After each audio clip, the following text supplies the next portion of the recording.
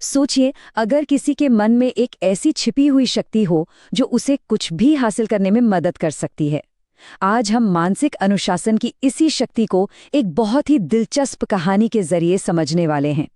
ये सिर्फ एक कहानी नहीं, बल्कि एक बहुत ही जरूरी सबक है।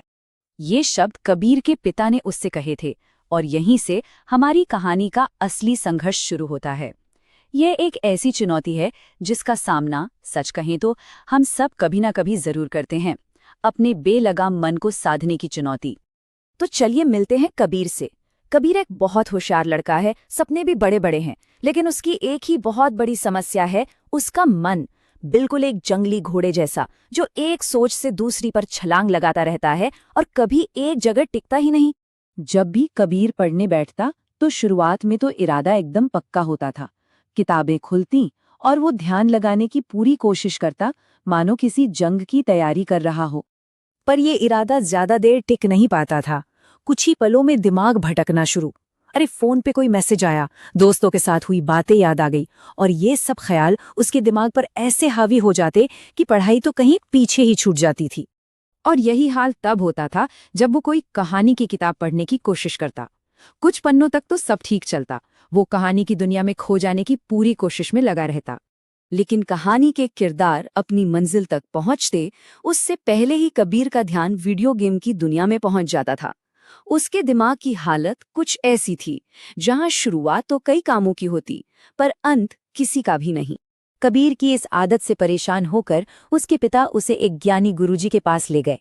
उन्हें उम्मीद थी कि शायद वही इसका कोई हल निकाल पाएंगे।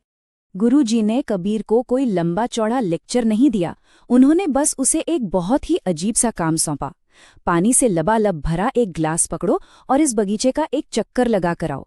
लेकिन एक शर्त थी, पानी की एक भी बूंद नीचे नहीं गिरनी चाहिए। अब ये काम सुनने में जितना आसान लग रहा था, उतना था नहीं। बगीचा बहुत सुंदर था, पर वो ध्यान भटकाने वाली चीजों से भी भरा हुआ था। कहीं पक्षी चहचहा रहे थे, कहीं पत्तों की सरसराहट थी, और कहीं दूसरे बच्चे खेल रहे थे, हंस रहे थे। हर तरफ से कोई ना कोई चीज कबीर का ध्यान खींचने की कोशिश कर रही थी। और नतीजा? जब कबीर निराश होकर वापस लौटा तो गिलास में सिर्फ आधा पानी बचा था। हर बार जब उसका ध्यान जरा सा भी भटका तो पानी छलक गया। वो ध्यान बनाए रखने की इस सीधी साधी परीक्षा में भी फेल हो गया।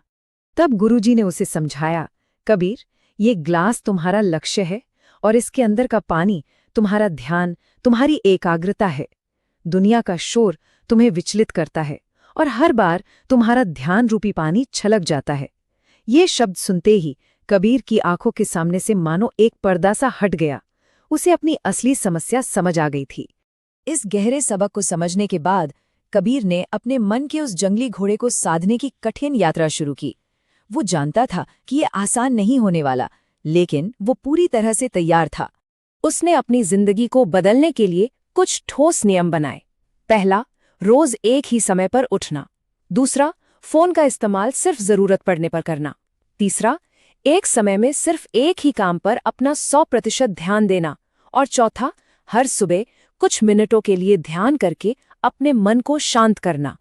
ये कोई जादू नहीं था जो रातों रात हो गया। शुरुआती दिन बहुत मुश्किल थे, उसका मन अब भी यहाँ वहाँ भागता था। लेकिन कुछ हफ्तों की मेहनत के बाद धीरे धीरे बदलाव दिखने लगा। उसकी याददाश्त बेहतर हो गई, स्कूल में नंबर सुधरने लगे, और 1 साल की लगातार कोशिश के बाद एकाग्रता अब उसकी कमजोरी नहीं, बल्कि उसका सबसे बड़ा हुनर बन चुका था। और फिर आया उसके इस नए कौशल की असली परीक्षा का समय। एक राष्ट्रीय स्तर की प्रतियोगिता, जहां देश के सबसे होशियार छात्र हिस्सा ले रहे थे। उस हॉल में तनाव का माहौल था। ज्यादातर छात्र घबराए हुए थे, एक सवाल से दूसरे पर कूद रहे थे और दबाव में बिखर रहे थे। लेकिन इस पूरी उथल-पुथल के बीच कबीर बिल्कुल शांत था। उसके दिमाग में गुरुजी के शब्द गूंज रहे थे और वो बस अपने पानी के गिलास को गिरने से बचा रहा था, एक समय में सिर्फ एक सवाल पर पूरा ध्यान लगाकर। और जब नतीजे आए तो जीत उसी की हुई जिसने अपने मन पर जीत हासिल कर ली थी। कबीर को विजेता घोषित किया गया। उसकी सालों की मेहनत और अनुशासन आखिरकार रंग लाया। देखिए, कबीर की ये जीत सिर्फ एक प्रतियोगिता की जीत नहीं थी। ये इस बात का जीता जागता सबूत है कि एक अनुशासित मन क्या कुछ हासिल कर सकता है। और ये वो सिद्धांत है जिसे कोई भी अपने जीवन में लागू कर सकता है। तो इस पूरी कहानी की सबसे बड़ी सीख क्या है? यही कि एक अनुशासित मन दुनिया की किसी भी दूसरी चीज से कहीं ज्यादा शक्तिशाली है, चाहे वो टैलेंट हो, किस्मत हो या फिर तेज दिमाग। अनुशासन ही वो असली शक्ति है जो साधारण को असाधारण बना देती है। और अब एक सवाल सोचने के लिए, अगर किसी को अपने पानी के ग्लास को छलकने से बचाना है तो वो सबसे पहली और सबसे बड़ी कौन सी चीज है जिस पर आज से ही